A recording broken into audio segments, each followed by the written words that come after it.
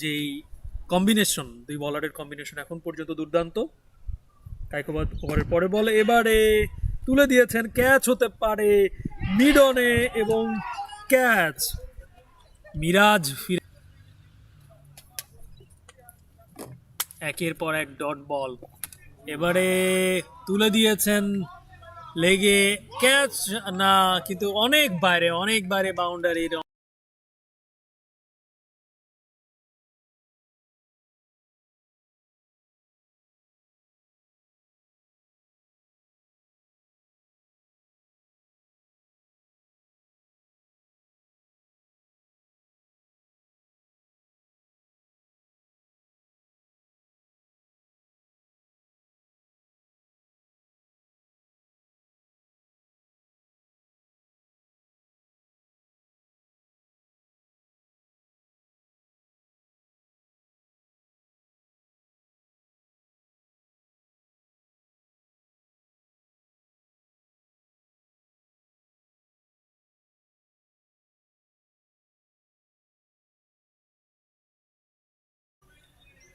তানজিলুর আসবেন তার ওভারে তৃতীয় বলটি করতে।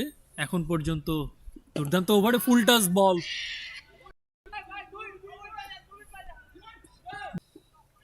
সোফার এখন পর্যন্ত এই ওভারে রান এসেছে 6টি।